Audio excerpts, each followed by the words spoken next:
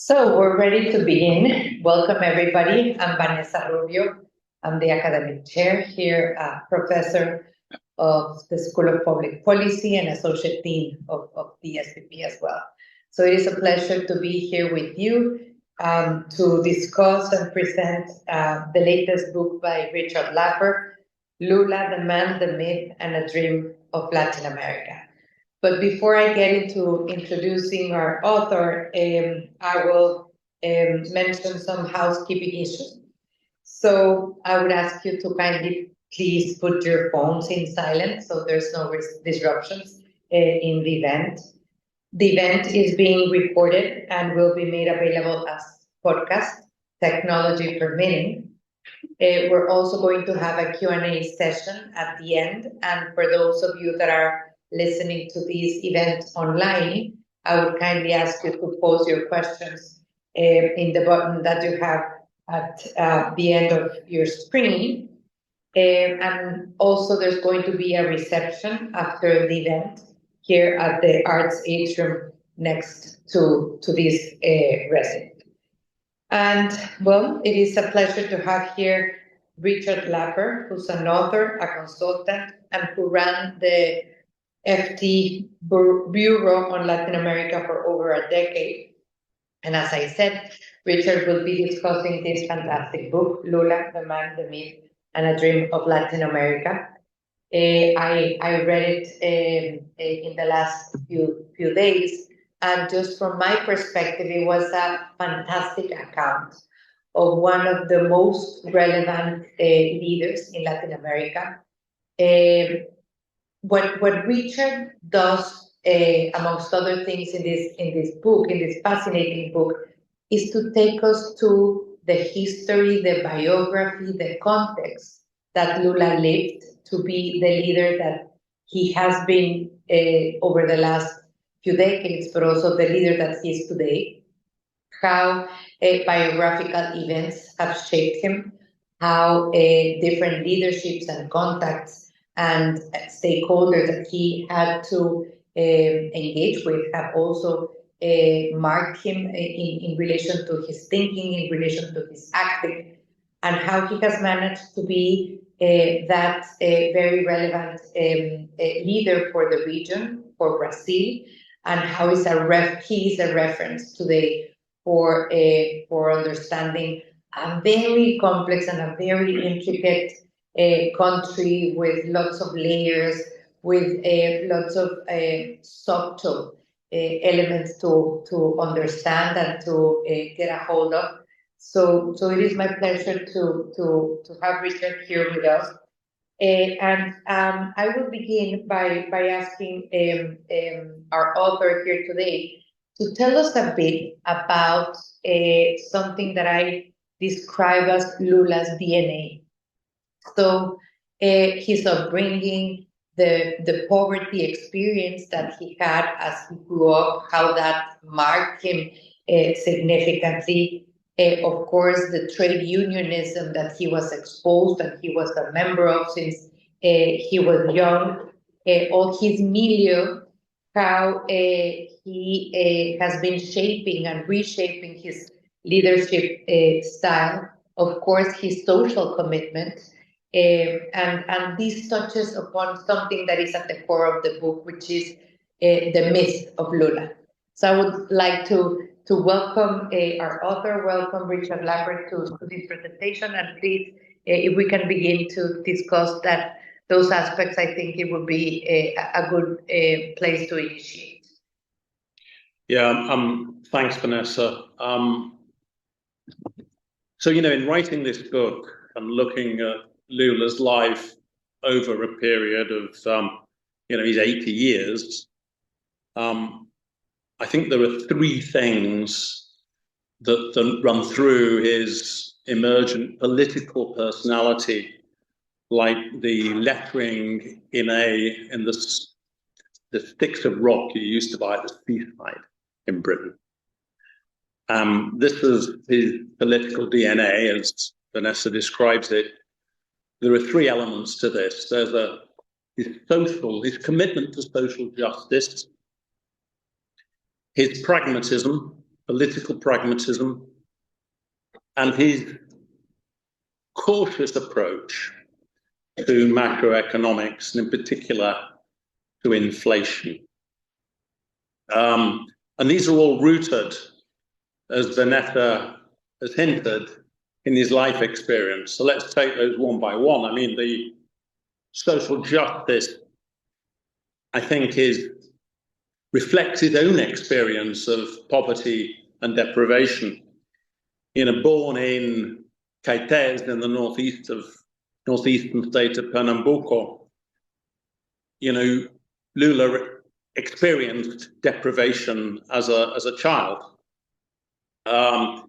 He wasn't the poorest. His family owned a very small plot of land, and they had enough food. They had a cow and a donkey. They, in fact, grew enough food that they could actually sell surplus cassava flour on the local market. But the father, Aristides, left the family just shortly before Lula was born in 1945, and left his then 7 children dependent on their mother, Dona Lindu. The village of Caetés was isolated geographically, education was rudimentary, and trained medical care was more than 10 miles away. More importantly, the area was stricken repeatedly by drought. And partly because of that experience of drought, Dona Lindu, Lula's mother, sold the donkey and the cow, and shortly before Christmas, 1952, paid the equivalent of $18,000 in today's money to pay for her and her 7 kids to go on this very rickety improvised bus, a lorry really, to Sao Paulo, where they would find work and where Aristides was living with his new wife. An arduous 13-day journey followed, and each passenger, 60 passengers on the back of this lorry, had 1 foot of space each. So you can imagine it was a pretty miserable odyssey. And then in Sao Paulo, Lula was living with his family in very precarious and very frequently quite squalid conditions on the edge of the city. And whereas drought had been the problem in the northeast, in Sao Paulo, flooding was the issue, and the family were frequently washed out of their houses. Lula, with his brothers, made a living as a child by shining shoes and selling peanuts and oranges on the streets, helping the survival efforts. He was able, though, in 1960 to attend a technical college, and he graduated as an apprentice lathe operator, and he found work in the growing metallurgical businesses of Sao Paulo, in particular the city's southern rim, the so-called ABC suburbs. And that's when, through his work, and then he's doing quite well, his life begins to change. One of his brothers, Frei Chico, is a member of, he's active politically. Lula, by virtue of his jobs, becomes a member of the trade unions. And by accident, really, in 1969, he wins election to the union committee. It's entirely to do with his brother, really. But he takes to it. He's very skeptical. Lula's not remotely interested in politics as a 20-year-old. His preoccupations are playing football and going out with girls. This is his world's very narrow. He's earning decent money. As a unionist, Lula really takes to it, and in 1972, he wins election as a permanent member of the Metallurgical Unions Committee. And the job he does puts him in touch with ordinary union members. He looks after the social benefits and pension benefits that the workers enjoy through the very bureaucratic Brazilian labour system. And he explains things to them, and he develops tremendous popularity among the workforce. And 3 years later, again, largely through accident, he's elected president. Now, in the late 1970s, fast forward a bit, the late 1970s, Lula becomes a very effective trade union leader. And this is a time when Brazil is experiencing rising inflation, triggered really, to echo a very contemporary theme, by a military crisis in the Middle East and rising oil prices. And Lula seeks to protect his members' wages from rising inflation.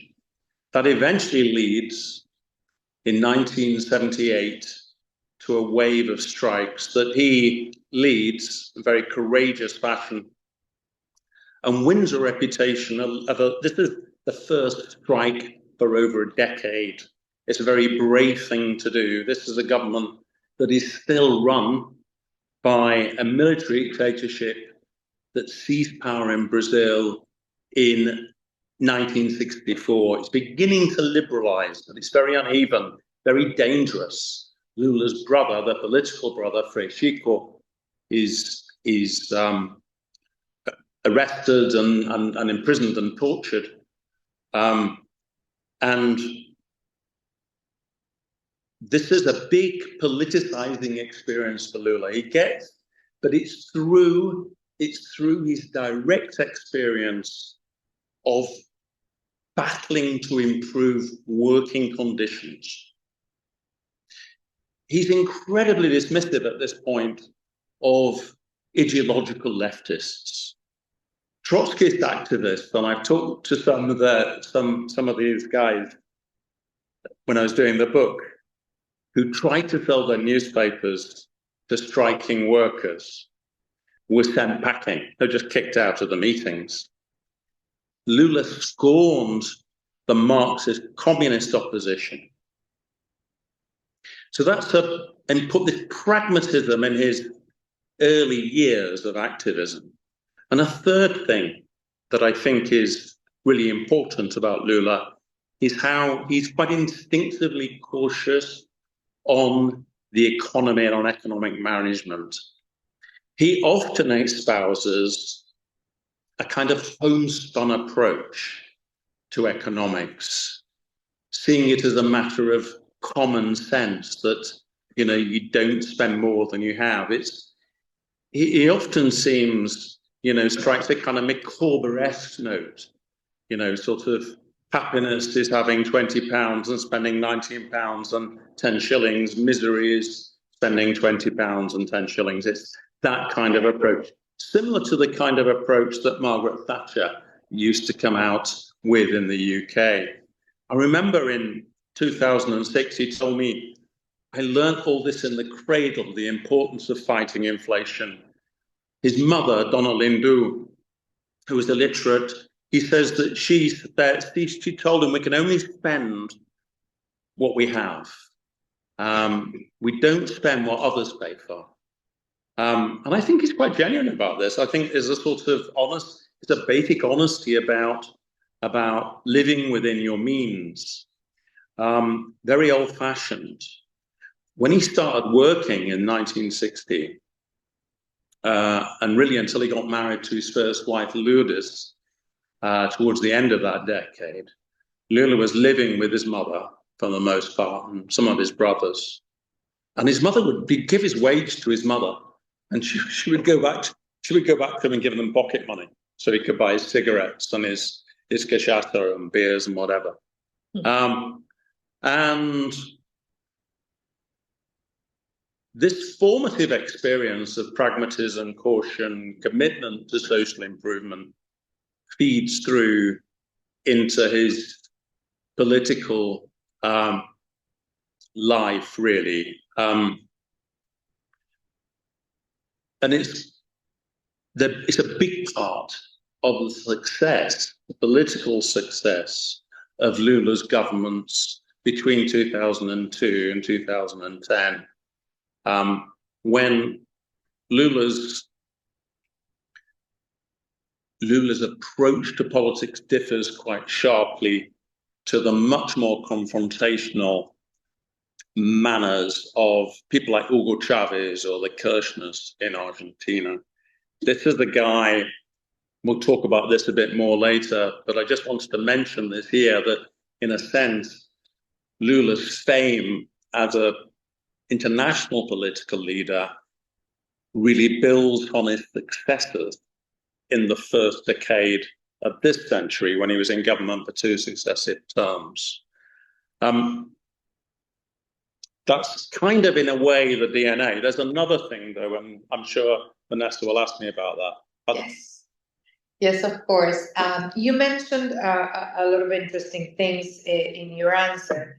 Two that I want to pick on. It's one of them is how Lula was able to navigate according and to have a really good pulse and a really good understanding on how to manage ideology in the one hand, with a lot of pressures, particularly from the more radical parts of the Workers' Party, but also with a very sensible pragmatism that allowed him to move along those two lines. And also a characteristic that, as you mentioned, is not quite common in many of the populist leaders in Latin America or the left-wing leaders in Latin America, which is a huge understanding of the relevance of economic and fiscal responsibility, that you cannot have the whole cake and eat it too, no? So you really need to have a solid fiscal stand, stable economy in order to do what your plans are, no? Let me wind it back slightly from that, but just go back to this period of the strikes in 1978, each year, 1979, an even bigger strike, 1980, an even bigger strike, lasts far longer than people expected. But these strikes didn't really work. I mean, they were fantastic in showing that people were prepared to get out on the street and take on the military. But you know what? They didn't really win big wage increases. People who'd not been on strike got the same wage increases. From an economic point of view, it hadn't worked. And so Lula and other labor leaders, this group of independent trade unionists that really cohered around these strikes, began to think they needed to form a party and get involved in politics. They didn't like any of the parties, the two main parties that the militaries had tolerated, Arena and the MDB at that stage. And so they decided, with other union leaders, to form their own party, the Workers' Party. And in February 1980, that party was launched in a private school in the Sao Paulo district of Higienópolis, a very well-off middle-class district. A bit of an odd place to launch a Workers' Party, but there you are. It's a very interesting process, this, because the independent unions who are trying to find a way through the thickets of the official trade union bureaucracy and official labor laws that had really started in the 1930s and 40s, the work of Getúlio Vargas. These independent unionists were just one component of the new party. And they attracted two other very important groups of activists. One set came from the militant, radical base organizations of the Catholic Church. Liberation theology was a very big thing in the 1960s and 70s in Latin America, and in particular in Brazil, which at that point was a very heavily Catholic country. And it had started because the papacy was losing ground against a tide of secularism. And they began to look at ways they could engage more with people's day-to-day concerns. Series of meetings of senior clerics and the Pope and so on in the early 1960s ended with something they called the preferential option for the poor. And this gave rise to quite a lot of radicalism among student movements, Catholic action. They supported guerrilla campaigns, not just in Brazil, but also in other Latin American countries. Camilo Torres in Colombia, Central Americans in Nicaragua, the Cardinals. There were guerrilla priests were a thing at this point. So the liberation theology, the key thing here is they have created at a grassroots level hundreds and hundreds of base communities, which were out in the favelas, poor areas of Brazilian cities and countryside. There were hundreds of these things. And a lot of the people who'd learned how to be active in this joined the PT. Very, very influential. A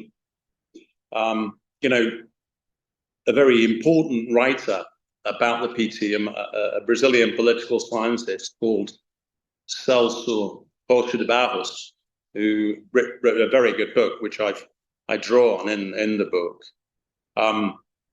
He talks about a church party. It was hugely important. The church also has supported, the radical church had supported the strike campaign, so that when the union had been locked out of its headquarters, they decamped to buildings that were owned by the church. And the Bishop of São Bernardo de Campos was an active supporter. But there was another quite important element to all this, the Workers' Party, and that was the remnants of the defeated guerrilla movement. So, the far left in Brazil, the left of the Communist Party, dissidents from the Communist Party's official line, and various far left activists, including people who were very influenced by the church and by the Catholic left, had formed guerrilla organizations. They got finance from Cuba and from China, and they conducted a largely urban guerrilla campaign in the late 1960s, which was, it has to be said, an unmitigated disaster. They were basically defeated before they started. There was a coda of a campaign in the Amazon and the Araguaia area involving a small Maoist group, which by that stage was getting support from the Albanian government of Enver Hoxha. But it all ended in disaster. The military absolutely smashed them. A lot of these guys were killed. A lot were tortured, including Dilma Rousseff, who became president a few decades later as part of Lula's successor. And they really lost their way. A big rethink went on after that, obviously. They weren't going to do the same thing again, because basically they hadn't established any connection with the people they were supposed to be representing.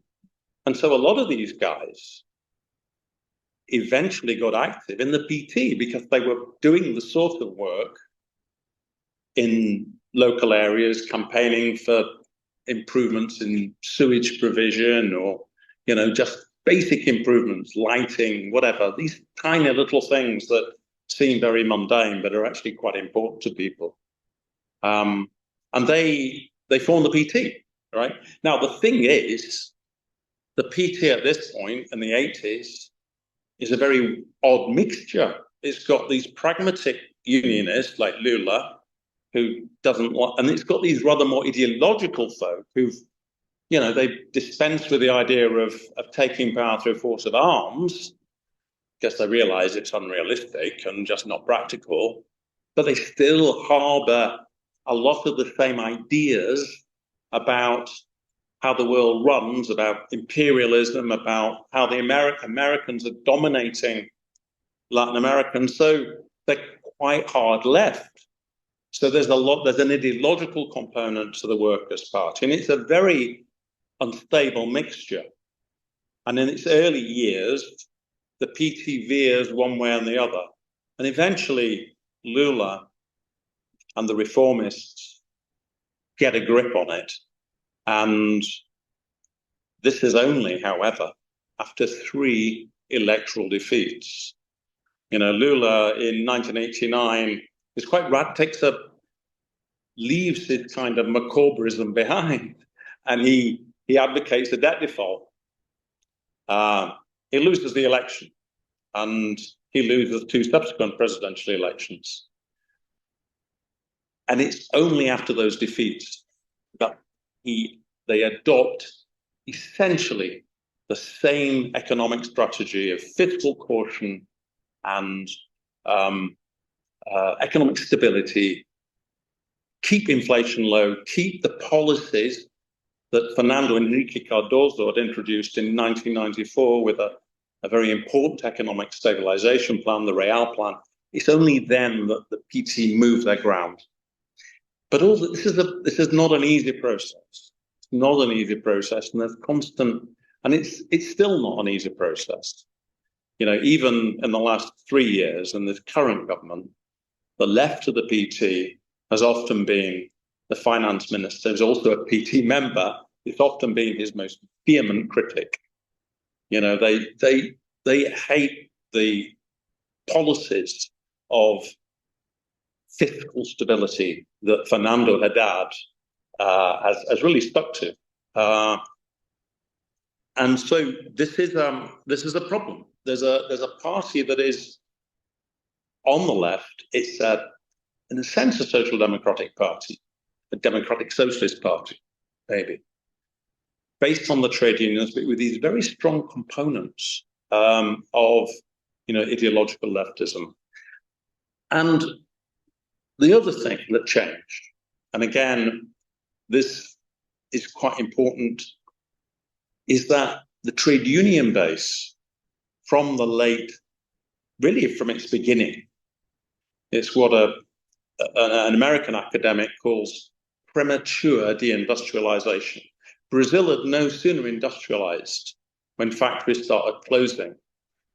And the factories that had, by 1980, a third of Brazilian workers were members of trade unions. The numbers kept growing, and the sort of an independent union movement was in its pomp, probably over around 35%. The numbers are not very reliable. From 1990 onwards, Brazil liberalized, first under Collor and then under Fernando Henrique. A lot of companies closed, a lot of private sector jobs went. By the 2010s, union membership was just around between 10 and 15%. It's now, after a labour reform in 2017, which crippled the ability of the unions to organise, it's now at 9%. So 9% from 35. But within that 9%, more and more of those 9% of unionised workers are in the public sector. And they depend on keeping the public sector strong for their jobs. And this is, you know, when Lula formed the union, there were very few public sector workers were organised because there were constitutional restrictions on their ability to join unions. That's no longer the case, obviously. And public sector unions become an important lobby for state spending. And that brings us on, really, to the issue of the state, doesn't it? Because that's a big problem. I precisely want to follow up on that. because if we sort of think about the way the book portrays at the beginning how Lula became a political actor, a political animal, how then there were a series of challenges in relation to having access to power and governing at the end. But once Lula became president for the first time in Brazil, I think there is a lot to understand about his view of the state, about the scale of the state, the order of magnitude of the state, the role of the state, the reform of the state, how to manage and how to engage and how to incorporate the different vested interests that had a saying in the state or that were part of the state, and how to align the different constraints, the different interests, the different challenges, in order to create the state that would serve their purpose, that would serve their program, and that would make a Lula a very savvy interlocutor with the very different elements that comprise the very complex Brazilian state. So what about this? It's complex, Vanessa, the Brazilian state, but it's also quite big. So just to give you an example and give you the numbers in rough terms, it's in 2025, the Brazilian state roughly accounted for between 46 and 47% of Brazil's GDP.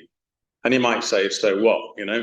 What does that mean? When you look at other emerging markets, and I'm talking here about Russia and China, as well as, Vanessa's Mexico or Argentina, on average, it's 15% percentage points bigger on those states. So Brazil's an outlier in that sense. It's an extremely large state, and it's grown very quickly. In Lula's first administration, between 2003 and 2010, it was they kept the spending around 41%.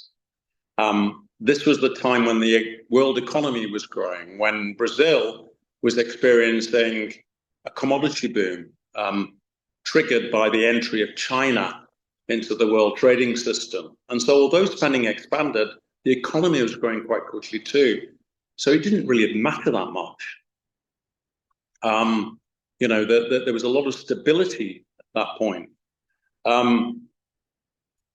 When the economy started to slow under Dilma Rousseff, who's Lula's designated successor, won the 2011 election, took office in 2011, the state became much bigger. It grew from about 40 to 45%.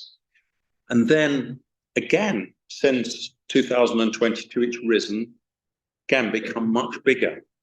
Now, this latest increase in 24, 25, it's partially because Lula's so intent on improving social conditions, real wages for the minimum wage, I should say. The minimum wage has been increased year on year by a very generous formula, but because social benefits and Brazil's pension benefits, public sector pension benefits, reflect that in their makeup, that social spending has swelled. Now, which brings us on to another point. There's a fantastic degree of inflexibility about Brazilian public spending. Since the Constitution of 1988, that the PT, Lula's PT, had a big part in drafting, it creates mandatory items through which earmark spending. It means that the government's got to spend a certain amount on healthcare and education and so on and so forth. But it leaves the central government with precious little room for any discretionary spending. And when you look at Brazil's needs for infrastructure, there's not an awful lot of money for that. And these are programs that typically get left behind. And it's why many Brazilians still don't have piped water or proper sewage provision, and why roads in many parts of the countries are still very deficient, because the state just doesn't have money to do it. And that's because it spends so much money on public sector employees and on pensions. Now, the problem about that is that much of this spending goes to the wealthy. You know, France has got a big state, Germany's got a big state, but you know what? They've also got welfare states, which give, really provide an important cushion against poverty. They've got very decent infrastructure. French trains are superb. Brazil doesn't have any of this. So Brazilians are paying an awful lot of money for rubbish services. And a lot of this goes to vested interests. And needless to say, those vested interests are very wealthy. So this is a system where the poor, through very high indirect taxes on consumer goods and so on, pay for the pension benefits of the wealthy. Rich judges, congressmen themselves, huge lobby, who get extremely good money and extremely liberal benefits, the military, and many civil servants. And it goes down, there's the system of labor courts in Brazil. And one of my, it's extremely, extremely generous. People don't work long hours. They have long holidays. They get good pension benefits. And this contrasts with the situation that most Brazilians who are in the service sector or private companies working for themselves are in. So it's a big problem. It's the structure of state spending, the way it's organized, and how one academic, I think it's in my other book on Bolsonaro, but she describes this Robin Hood in reverse. This is taking from the poor to pay the rich. It's a system that's somewhat dysfunctional. And the problem is that the PT really is a defender of that system, because its own unionized members benefit from it. And it's has a slightly anachronistic approach to it. There's a massive need for state reform.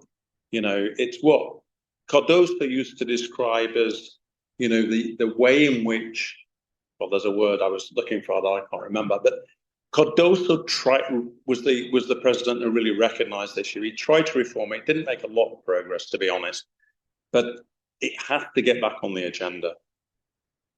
I remember when I was Deputy Minister of Finance of Mexico, those constraints in the budget. People sometimes think that you have the 100% of the budget to spend, but when you see that everything has been earmarked for other commitments, you end up having a very small part of the budget to be able to allocate it on year to year. No, in the case of Mexico, it's 20% of the budget.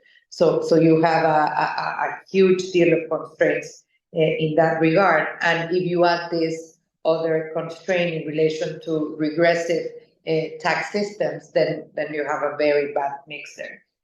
But you touched also, while you were speaking about the size of the state, the order of magnitude, the challenges, I also, that made me think also about another layer, which I think is of an essence in relation to understanding Brazil, to understanding Lula, and to really acknowledging a key part in your book, which is governance in Brazil, and how, again, the different layers of that very difficult task in Brazil goes along.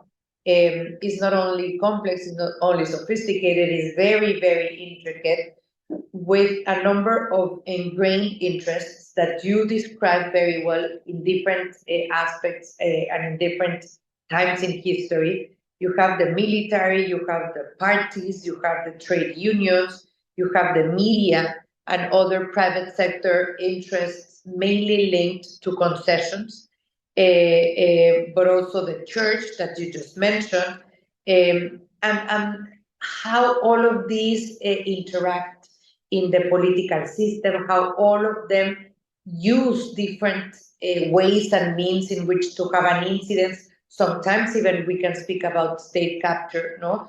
There, of course, the different aspects and scandals of corruption that Brazil has been immersed in the last year, and how in that particular, this is not about the different scandals of corruption that you speak of Lava Jato and you speak of Mensalao, but how in a country like Brazil, and that's why this book is also very Latin American, because it made me think a lot about my own country, Mexico, and it made me think a lot about other countries in Latin America, where perhaps sometimes we, for political reasons, we target the individuals instead of targeting the system and changing the incentives of the system in order to be able to provide for a more accountable, transparent, and hopefully more efficient political system. And this is something also that touches into something that you describe in the book as perhaps Dilma, not being able to quite understand and having the right actions in relation to administering the different elements and the nuances of governance in such a complex state like Brazil. Yeah, again, I think this is one of the features that people say it's Brazil's really difficult to understand, really difficult for foreigners to understand. It's a feature of the political system, quite technical, really. I think, but these technicalities are important. I'm probably going to simplify a certain amount now, but I think there are two quite big problems about the political system. One, in a very practical sense, Brazilian electoral districts are very large, and the parties are very weak. Brazil runs what's described as an open list, which means that the party leadership doesn't determine the order of candidates, who's going to come top of the list, who's going to come bottom. It doesn't determine which of its members will get into Congress. People can vote for anybody on the list. So the least important deputy candidate for deputy or senator is equally likely to be elected as the top of the list that's favoured by the party leadership. And that means, and because the areas are so big, it means it's very, very expensive to campaign. And there are all sorts of incentives. There are limits on campaign financing, but there are many incentives to breach them. And in fact, it would be impossible to get elected unless you breach them. So it's routine practice. It's been routine practice in Brazil to finance what's described as Caixa Dois, which is illicit financing. And the second problem is that there are many, many parties in Brazil, and they are not particularly ideological, they're physiological. These parties exist not to pursue programmatic goals, sets of policies, or broad aims. They pursue to advance the interests of their individual representatives and of their representatives' districts. They're kind of local parties in some way. And there are lots of factions. And this means that Congress is really difficult to run. And it means that for the government, it has to, for the PT, they don't win more than a fifth of the seats in either of the lower or the upper house. So they have to form, any government, any president would have to form an alliance coalition with other parties and to achieve its ends. Now, out of government back in the 80s and 90s when these, former guerrillas and liberation priests and so on and independent unionists were getting it together. They were incredibly critical of this system. They didn't like it at all. They just thought it was completely corrupt.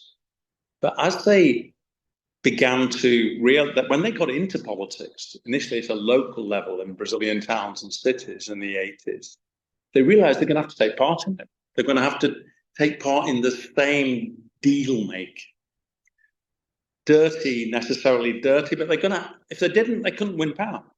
It was a price for getting any kind of influence was corruption, I suppose, in a sense.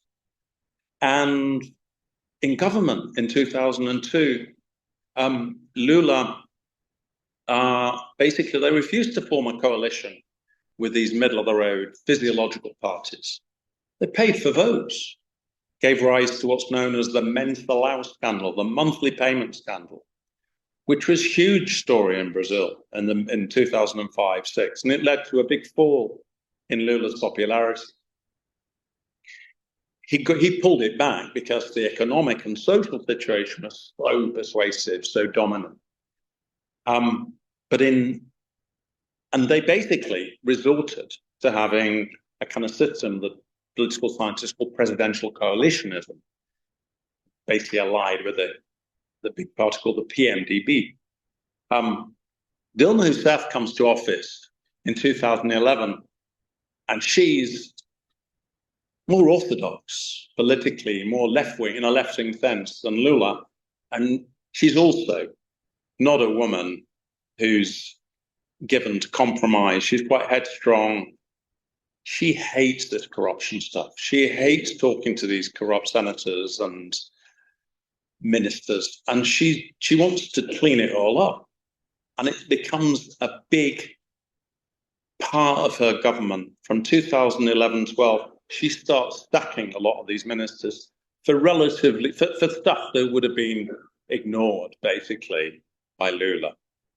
And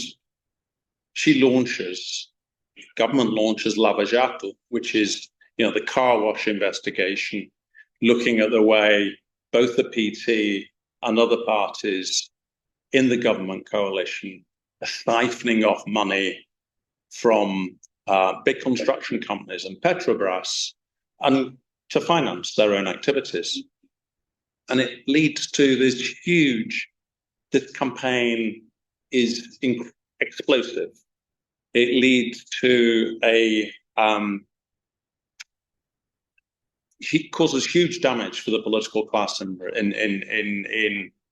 Brazil, similar to clean hands in Italy in the early 1990s. But the problem is that it gets politicized. It's taken over by right-wing interests. And with the support of these same self-interested politicians, they bring down Dilma. They impeach Dilma Rousseff in 2016. She's not been part of this corruption at all, but she's impeached. She's massively unpopular at the time. And then they go for Lula, and they imprison Lula in 2018. Now,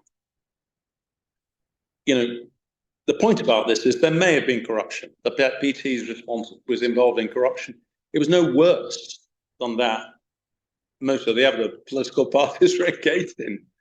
But it led to, it massively changed politics in Brazil. It led to a huge political vacuum, which led in the end to the election in 2018 of Jair Bolsonaro. Let me push you a bit on this. Was Dilma too straightforward? Was she too naive? Was she too ideological? Maybe a mix of all of these. And was Bolsonaro avoidable? Was Bolsonaro avoidable? Well, in January 2018, I was assured by a member of the PSDB party, which is the Brazilian Social Democrats, now a spent force, quite frankly, that everything would be all right. Bolsonaro would not win.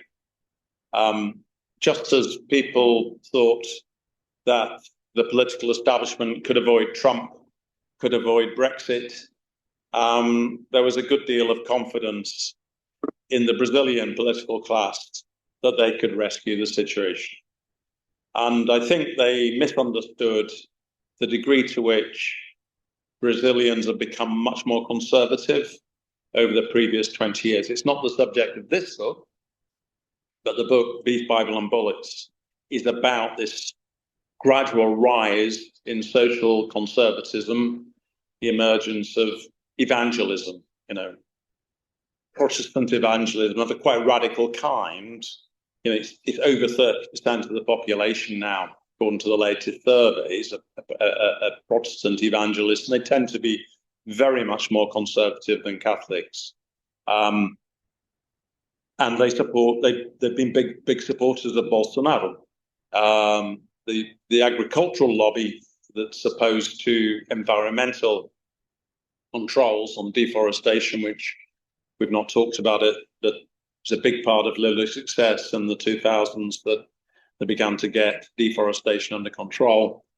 The agricultural lobby or elements of it were very unhappy about that.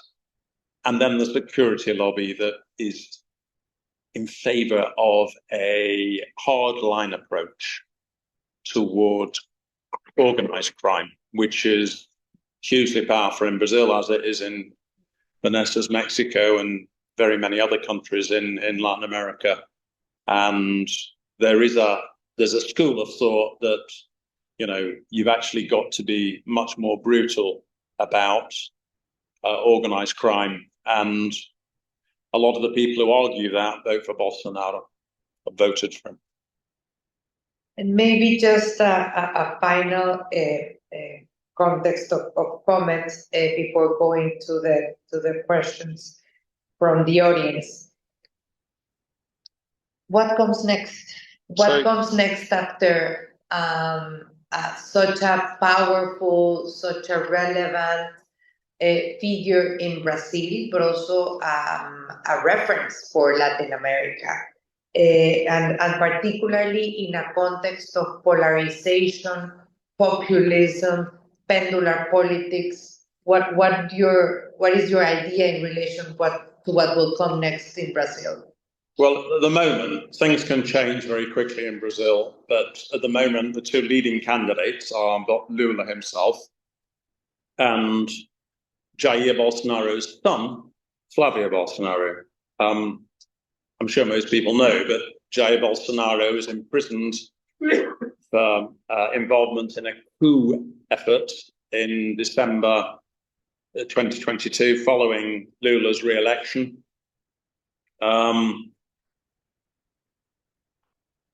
He is serving, a very long prison sentence, 27 years, which is controversial. He's been in intensive care for pneumonia recently. There's a strong movement. We'll see him under house arrest rather than in prison. Anyway, in the meantime, Bolsonaro is still quite strong. And Flavio Bolsonaro, on some recent polling, would win. Well, fair enough. It's neck and neck, really, at the moment. There was a point, we can talk about this if anyone's interested later, but last year it looked as though, following Trump's imposition of 50% tariffs on Brazil, Lula played a blinder, really. He was able to negotiate reductions. The tariff move was a bit of a mistake by the right. Was led by Bolsonaro, one of Bolsonaro's other son, Eduardo Bolsonaro, who was lobbying in the States for it, and it backfired, and Lula's popularity went up. But we're now back to the status quo ante. Is Lula and second round scenarios. Brazil's got 2 rounds of elections. Early days, the campaign's not started. We've not even had candidates, some of the candidates haven't declared yet, but I think it's touch and go. But one thing we do know is that Congress will be dominated by these same physiological forces. The PT local elections in 2024 is the 8th largest party in Brazil. It really got hammered, and it's losing ground. And Brazil as a whole, new book out by a guy called Felipe Nunes called Brazil in the Mirror, and it describes very eloquently on the basis of a huge opinion poll how conservative Brazilians have become in the last 20 years. Thank you, Richard. This has been a fascinating conversation, and I'm sure the audience also has questions to pose. Please, if you can identify yourselves, and we'll be handing on the microphones. So here, perhaps on the green sweater.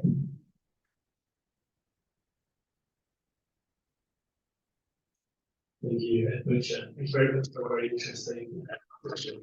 You haven't touched much on Brazilian foreign policy, some Lula's attitudes to foreign policy. And I was wondering what your perspective was on how Lula's first term attitudes to BRIC compared to Lula's third term. And given his history and the PT's birth from anti-totalitarianism to our alignment with totalitarian governments in China and in Russia. Perhaps do you want to take other questions? Yes, let's take a couple and then I'll pass on the word. Please, Michael. Michael Reed, former visiting professor. I mean, for me, the central, and this is why I was in the day, and the central biographical question is to what extent is Lula as pragmatic as he seems, and to what extent is he actually more ideological than he seems. One of the things I found really interesting is the way he sketched paths not taken. And you've referred to one of those ones when he came into office. He could have aligned in Congress with Carlos's basic debate, which BT had branded as a neoliberal party that was a modern reform.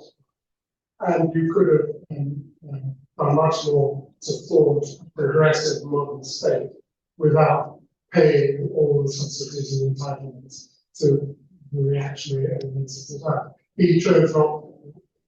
Second point, you make very eloquent the case that in many ways Marina Silva would have been a more appropriate progressive success for Lula than Lula. And you quote somebody saying that Lula's biggest mistake. It's hard to disagree with them because the way in which Silva did contribute directly to there was an abandonment of prudent macroeconomic policy, drove Brazil into its first recession since the 1930s. And that was the background of Bolsonaro. But then he broke with Marina and Dilma and the PT a very, very destructive campaign, negative campaign against him. And he has come back now, which is great. Could have been good.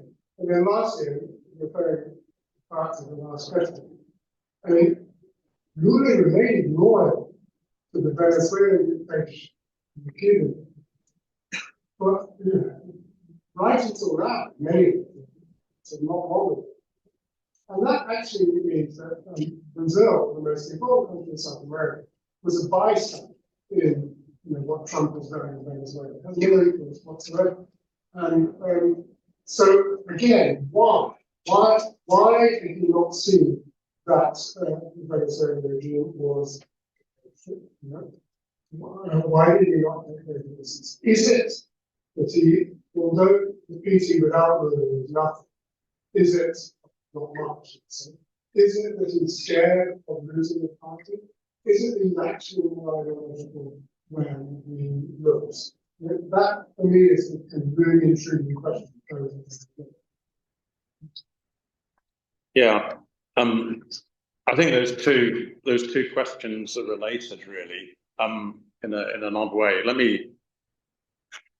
I think the PT had opportunities towards the end of Lula's second term in office to introduce political reform, and they had the congressional strength then, they had the alliances then to do it, to make politics more transparent, and they ducked it. Basically, they ducked it in favor of their own, maintaining their own positions, I guess.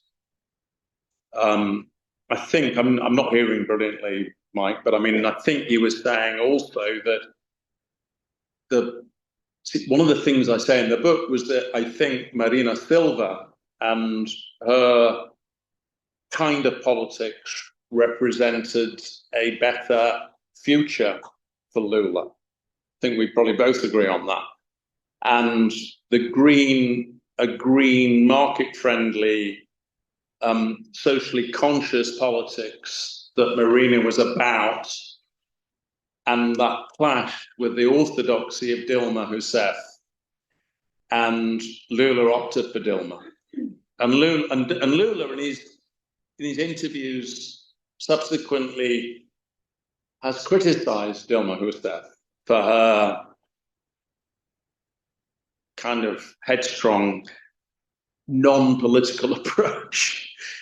So it makes it particularly difficult, given the fact that Marina Silva is such a consummate political operator, and she gets on well with people. Actually, she's not a consummate political operator, really, but she is someone who gets on with people. She could build the kind of alliances that would have been needed. So in a way, there was a chance then to make a transition toward a more sustainable kind of social democracy that the PT and Lula sort of didn't take. And I think it's the theme in the book. I mean,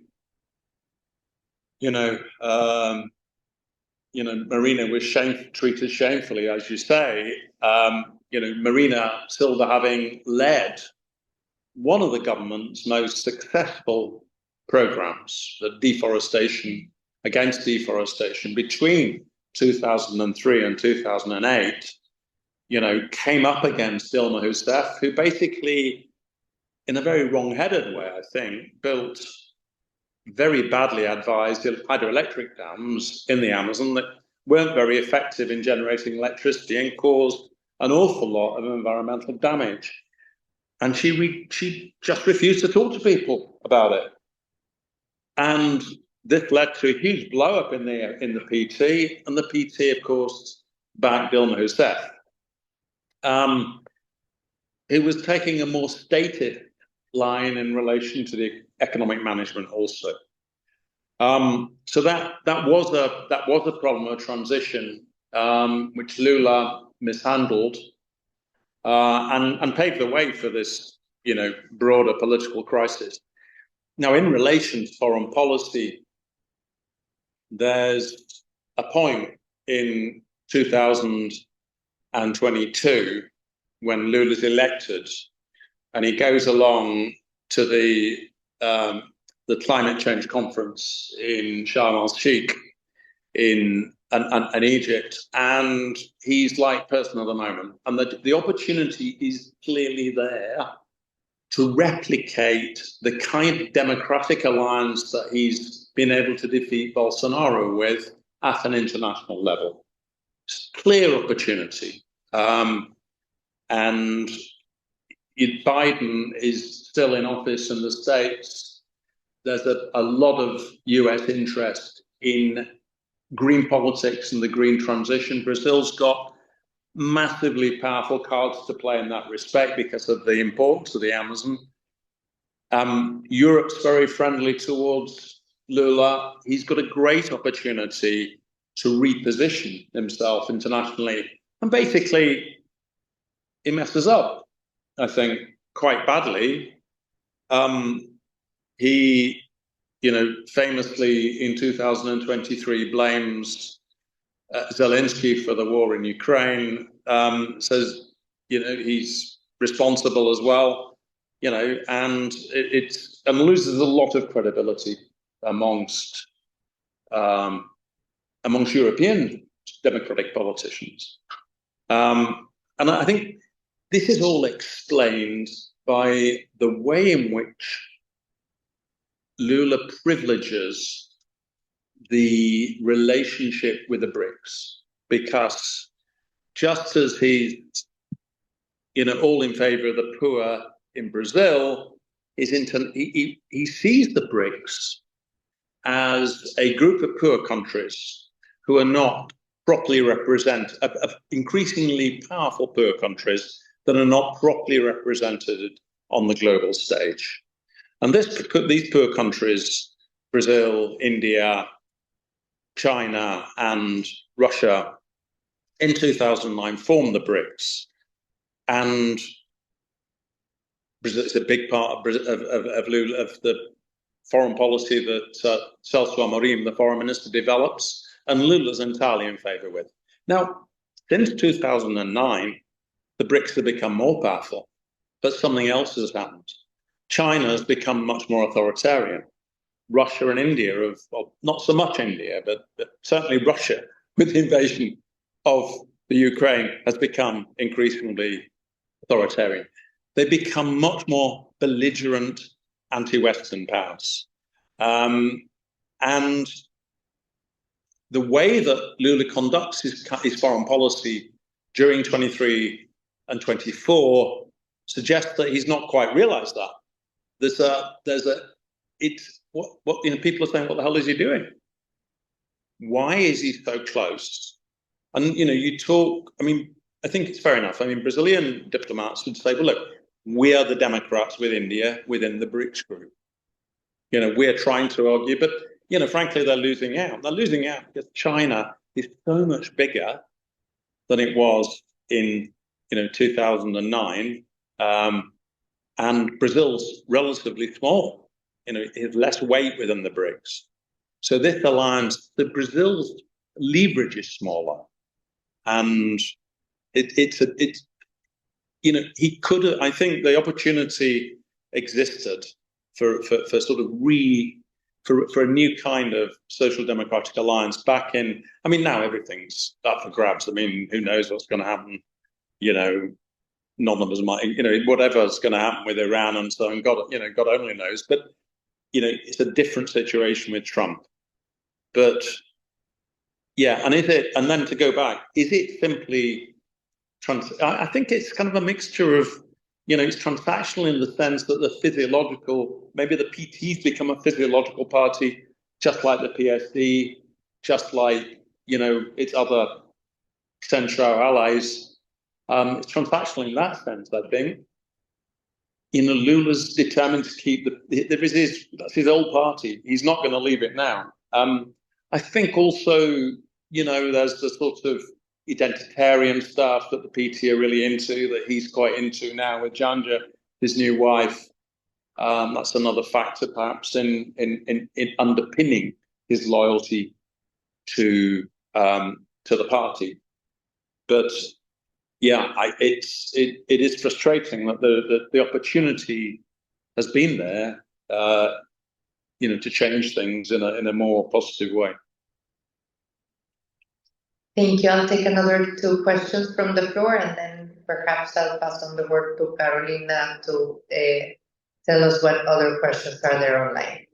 So please, here in the black, and then back there in the blue.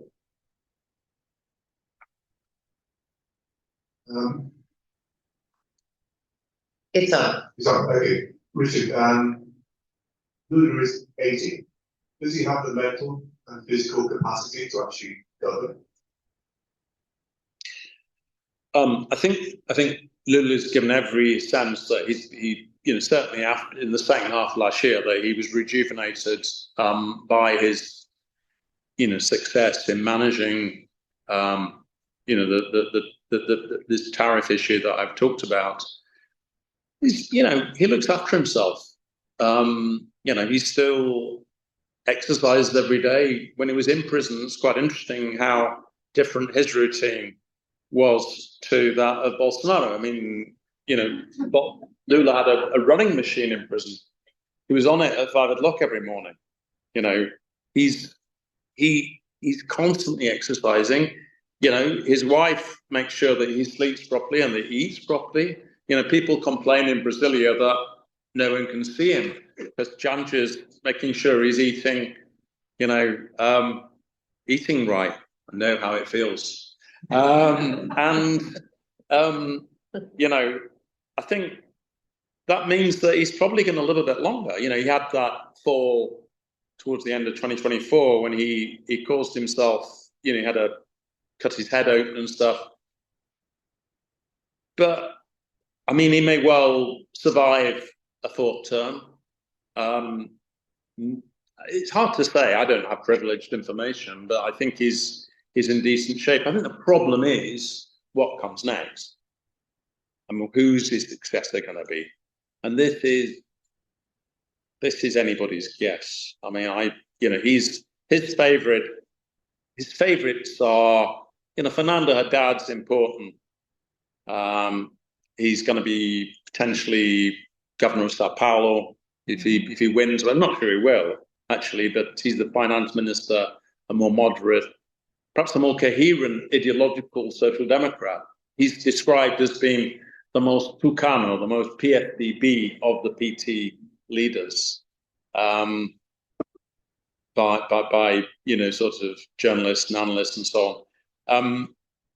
He's one possibility. The other guy in the running is possibly Guilherme Boulos, who's like this kind of charismatic guy who led the homeless movement and joined the somewhat marginal Socialism and Liberty Party, which is a kind of, you know, a kind of a far left party, you know, very given to identitarianism and all the kind of hyper liberal stuff that you can imagine.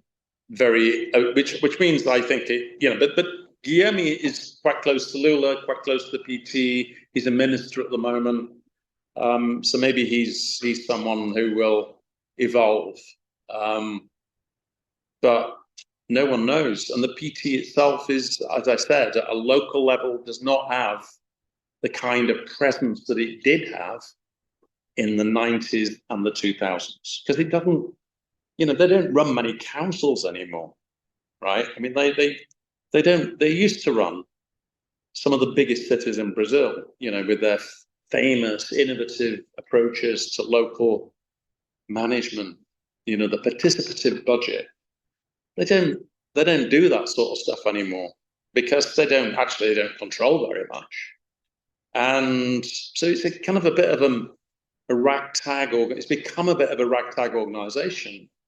And, you know, I don't know where we're going to go. I mean, I think the biggest likelihood is that someone from the centre right, who's not a Bolsonarista, will eventually win in 2030, and this could be Tarcísio, the current Bolsonarista governor of Sao Paulo. It could be Gilberto Kassab, who's the kind of kingmaker supreme of Brazilian politics, a totally physiological figure who formed his party, the PSD.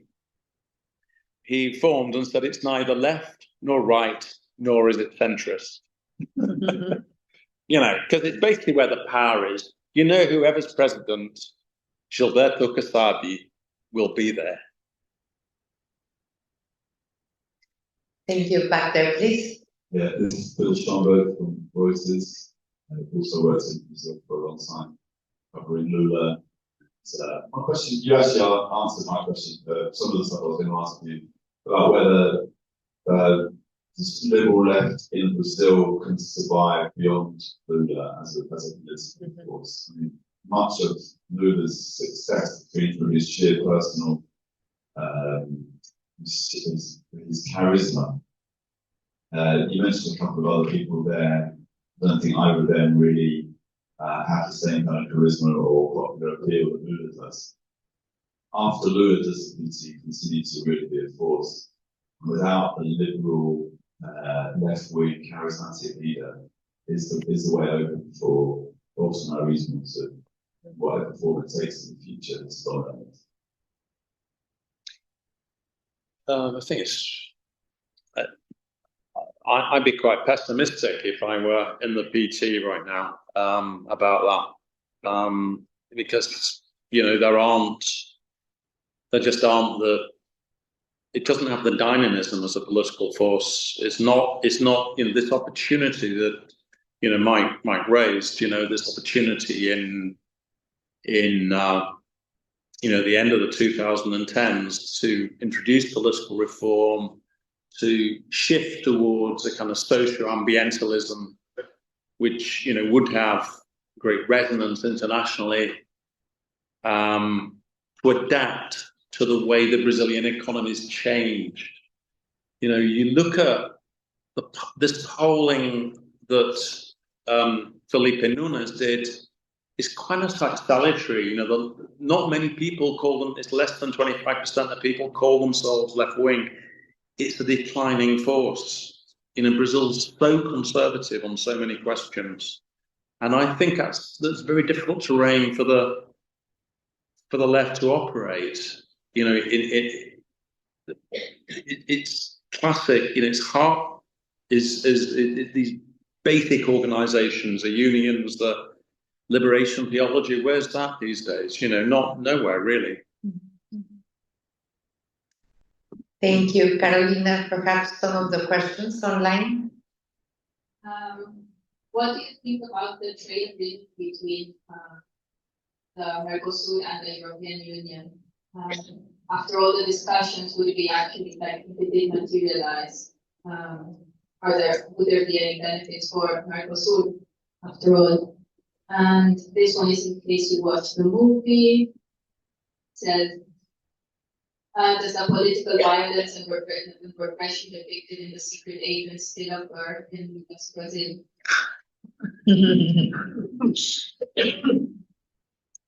So in relation to the European Union deal, I think it's quite an important deal. I think it will, at the margin, be supportive for Brazil's exports. It'll take some time, though, for that to come to fruition. It will probably help German motor manufacturers somewhat more compete with the Chinese for Brazil's motor market and for Argentina's motor market. The thing is, as Donald Trump found out last year, Brazil has very diverse exports, and it's not. I don't think it's going to make a crucial difference to Brazil, the EU deal. It's happened. It's good diplomatically because it opens new alliances that could have an impact in this very uncertain international situation we find ourselves in. In relation to the bizarre violence of the secret agent and the leg that finds itself attacking people, this is you do see things like this in Brazil. Not that I've ever seen a leg on its own, but I think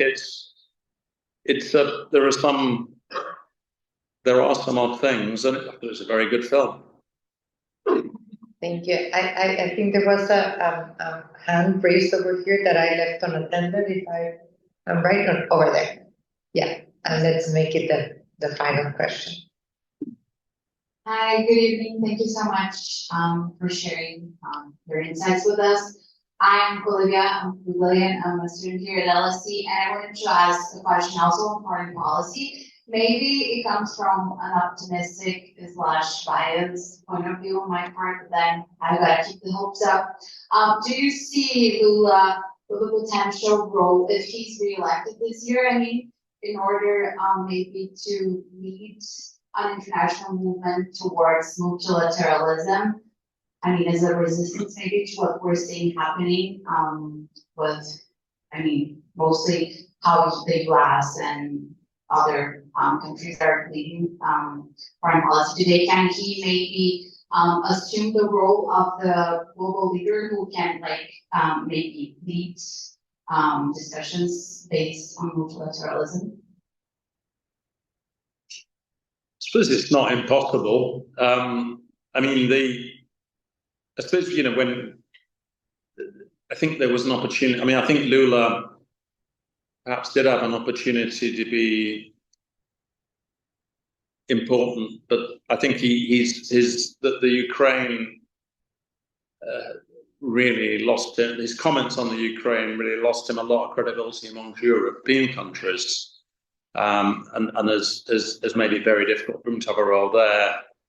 I think in Venezuela, you know, Brazilian efforts at getting Maduro out were hopeless, and look what happened there. You know, Brazil's involvement didn't work. You know, and Trump took him out. Now, in Iran, obviously, a certain amount of overreach probably, and Pakistan is apparently, according to, I think I read it in the FT today, is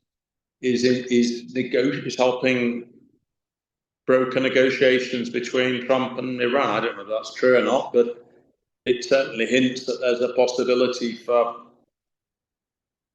But you know, I mean, this alliance with the BRICS is quite. It makes it quite difficult to be, if you're so closely identified with the BRICS. It kind of makes you, are you really in the middle? Because the BRICS has become it's become essentially, it's dominated by China, really, China and Russia. And, you know, so you're part, you know, it's hard to be in the middle as a you know, an honest broker. Not impossible though. And I suppose, you know, who knows? I mean, what's going to happen? So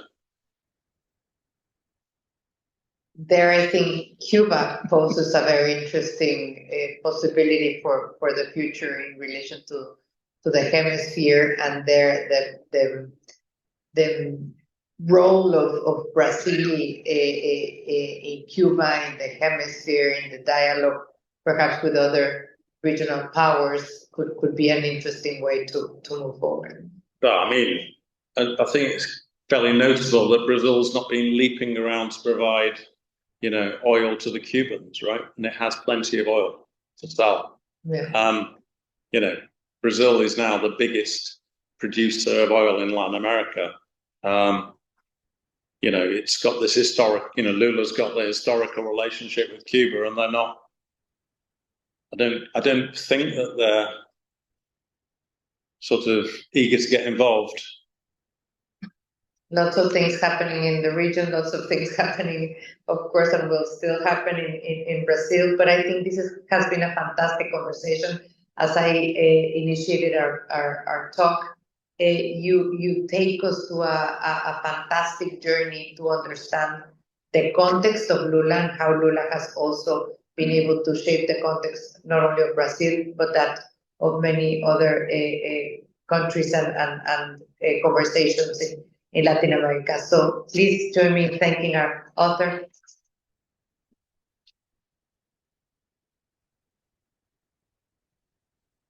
And Repress has very generously offered to sign some copies of his book. They're outside, and there's a cocktail waiting for all of us to have more conversations with the author. Thank you. Thank you so much.